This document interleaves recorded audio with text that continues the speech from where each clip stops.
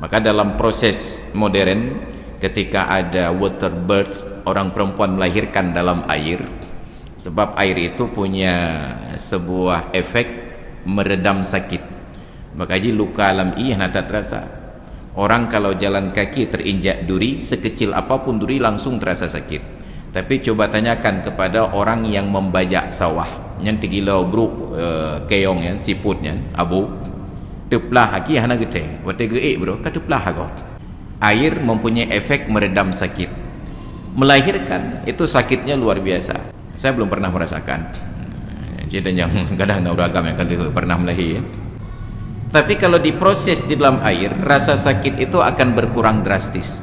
Maka ada water birth, proses bersalin di dalam air. Pertanyaan paling sederhana, bayi itu dalam proses persalinan, apakah dia tidak akan tersedak dengan air?